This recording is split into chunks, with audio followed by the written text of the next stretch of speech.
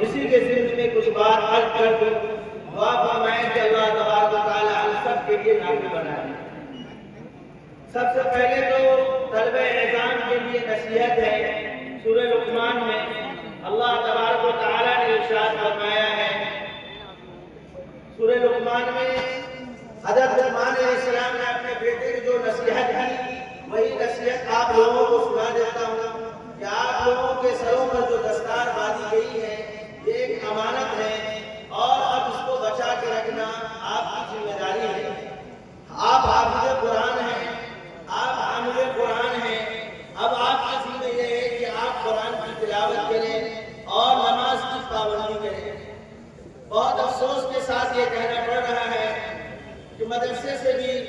اور دینی جو قیام گاہ ہے اس سے بھی نماز جو ہے 200 دور لوگ ہوتے جا رہے ہیں،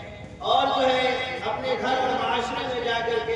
یہ طلبہ اعظام نماز نہیں پڑھتے ہیں اور جو ہے تلاوت میں مشغول نہیں ہوتے ہیں، جس کی وجہ سے گاؤں اور معاشرے کے لوگ شکایت کرتے ہیں اور ان کے اثرات جو ہے مدرسے کے تئیں صحیح ہونے کے بجائے غلط ہو جاتا ہے۔ آپ کے سروں پہ جو دستار باندھی گئی ہے تو آپ آج سے یہ عہد کریں کہ انشاءاللہ ہم نماز بھی پڑھیں گے اور دوسروں کو نماز کی دعوت بھی دیں گے اور بھلی بات بھی کہیں گے اور بری باتوں سے بھی روکیں گے۔ یقینی بات ہے تمام بچوں سے گزارش ہے کہ جو بچے ادھر گھوم رہے ہیں آپ گھومیں نہیں، آپ کے بیٹھنے کا مقام ہے، یہ بیٹھنے کا موقع گھومنے کا موقع نہیں ہے۔ اس لیے تمام طلبہ جلد سے جلد پنڈال میں آئے اور ان اساتذہ کرام سے گزارش ہے کہ ان کی نگرانی پر جب آپ نماز پڑھیں گے اور نماز کی دعوت دیں گے، بھلی بات کہیں گے اور بری باتوں سے روکیں گے تو لوگ آپ کو تکلیف بھی دیں گے، لوگ آپ کو طعن و تشویش بھی کریں گے، اس پر آپ صبر کریں گے تو اللہ نے آپ کا ایک مقام ہے۔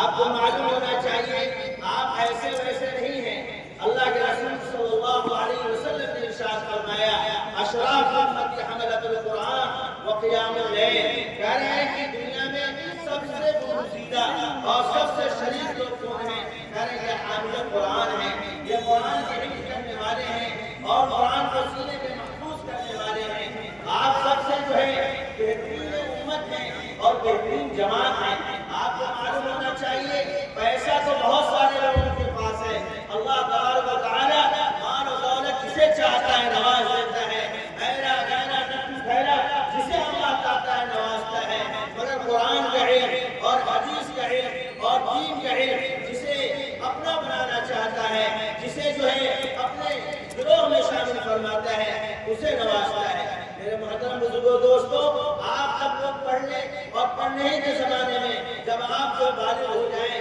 کسی نہ کسی اللہ والوں سے صحبت بھی اختیار کریں، کسی نہ کسی اللہ والے سے جڑ کر کے رہیں۔ ہمارے مدرسے سے اور جامعوں سے یہ سب چیزیں دور ہوتی جا رہی ہیں، اس کو بھی شامل کرنے کی ضرورت ہے۔ جہاں مدرسہ جو ہے تعلیم گاہ کا مرکز ہو، وہی خانقاہوں کا بھی ایک نظام ہونا چاہیے کہ نہیں اس مدرسے میں ذکر اللہ کا بھی نظام ہے اور جو ہے ذکر کی ضربیں بھی لگائی جائیں گی۔ آپ کو معلوم ہونا چاہیے کہ جتنے بھی ہمارے اکابرین رہے ہیں، چاہے معین سننا حضرت شاہ ابرار الحق صاحب رحمۃ اللہ علیہ ہوں یا حضرت مولانا قاری سید صدیق صاحب بادی رحمۃ اللہ علیہ ہوں، حضرت شیخ زکریا صاحب رحمۃ اللہ علیہ ہوں، بڑے بڑے اکابر ہمارے جو اکابرین ہیں، یا ہمارے شیخ محترم ہوں حضرت مولانا عبدالرشید صاحب ہوں، یا جو بھی اکابر ہوں، پڑھنے ہی کے زمانے میں